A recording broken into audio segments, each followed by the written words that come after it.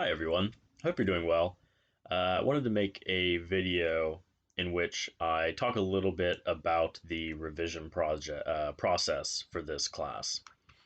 So there's a very good chance that when you got your grade back for writing Project 1, that it wasn't quite as high as you wanted it to be. And in some cases, may have even been surprisingly low. And now the thing is that's not actually that big of a deal. Um, in writing, it's very rare that someone can, on their first try, put together a draft that is really as good as it could be. There are very few people that can do that, and I am not one of them. I almost always go through a very extensive drafting process, and that's something that we try to encourage at Columbus State and also in this class. You wrote your rough draft, you got some feedback from your peers, you had a chance to revise, you submitted your final draft, and you got feedback from me, and from there, you can revise again. And that's just all part of the writing process. The writing process is cyclical, it's like a circle. So you're always going back to your work, taking another look at it, receiving feedback, revising, getting more feedback, so on and so forth. If you revise your paper, that is just part of the process, and it's something that I encourage everyone to do. Even if you did pretty well on your paper, there's probably still areas where you could stand to improve. So I'm going to walk you through what needs to happen with revisions, and I'm going to begin by showing you where to find the feedback on your project. Now, if you go under, first of all, let me show you this course information, and there's a tab that says accessing teacher comments on your writing projects. So here will tell you how to find my comments. You can read that on your own. I'm also going to show you here in a second. So you'll go to my grades, and then you'll want to find the submission for writing project 1. And if you click on it, it will take you to a page that looks like this. And now most of you are going to see, you'll need to click, right here, you'll see feedback to learner, and you'll see a link to a copy of your draft. For most people, there are 3 or 4 people that I didn't do this with, but for most people, I downloaded your document into Microsoft Word, wrote my comments on it, and then re-uploaded it. So in order to see the comments that I left on your draft, you'll need to download the document that I have returned to you, open it up, and you should see comments off to the side. Now, if you don't see comments off to the side, you may need to click Enable Editing. And then there's also a chance that you'll need to go under Review. And then here under Tracking, you'll see this drop-down menu. Mine is set to all markup, which is what yours should be set to if you want to see all of the comments that I left on your draft. If it's, for instance, set to no markup, you will not see my comments. So make sure that it is set to all markup. All right, other things that you'll see on this page, you'll see your grade, of course. And then the last important thing that you'll see is the rubric. Now, I leave comments on your drafts, but the types of comments I leave on your drafts are typically about wording, word choice, punctuation, grammar, those sorts of things. Those are the comments I tend to leave on the draft. Now, on the rubric, that's where I tend to leave comments about the project as a whole. So typically the bigger things are addressed on the rubric, and some of the smaller things are addressed on the paper itself. So your rubric will look something like this. Now yours will be filled in, but you'll see that there are 4 levels: exemplary, proficient, adequate, and unsatisfactory. And then whichever category that I assigned you, whatever ranking I should say, whatever ranking I assigned you in that category, you'll see my notes in the box. So here, if I gave this person exemplary under rhetorical knowledge, they would see my comments in the exemplary box. Now, how I go about grading, exemplary means that I found basically no issues in that category. So, in order to get an exemplary in rhetorical knowledge, you would have had to demonstrated almost perfect rhetorical knowledge. So this doesn't happen super often. It certainly can happen, and it's something good to strive for. But most of the time, you'll be receiving proficient or adequate. Exemplary, I view that as a very high A. Proficient is going to be pretty much all of your B range and then low A's. So if you have proficients all the way down, you can still get an A on the project. It'll probably be a low A, but you can still get an A. Now, adequate is more of the C range, and unsatisfactory is going to be anything lower than a C. So adequate, it means that I could see what you were doing, but it needed a lot of polish. It needed a lot of work. Proficient means that you had some issues, but you were able to demonstrate a high level of proficiency in accomplishing those tasks. So that's what the rubric looks like, how I use it, where you will find the feedback.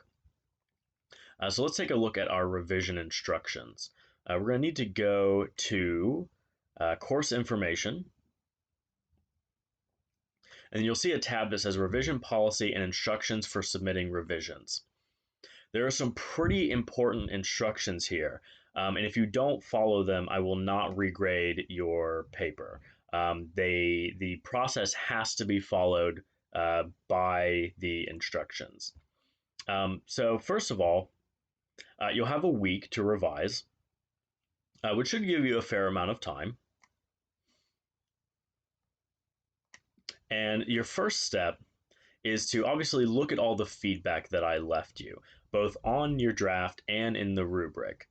And I would read it through. I would read through the feedback, and then probably read through your draft again, and that'll probably give you a pretty good understanding of what I was saying, what the issues that I was seeing, that sort of thing. And from there, you can also think about, wouldn't be bad to reach out to a peer to get some more peer review. You could take your draft to the writing center electronically. Of course, it's not open in person, but you could submit your paper there, get some feedback on that. If any of my comments don't make sense, feel free to email me and I can explain what they mean. People at the writing center are often able to do that as well.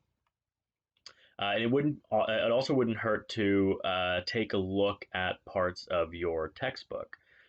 So if I indicated that you had issues with, let's just say, rhetorical knowledge, well, then you might want to go to your textbook and read some sections on rhetoric, and that could potentially help you. Another thing I'll say about revising your paper, you're going to want to implement as much of the feedback as you can.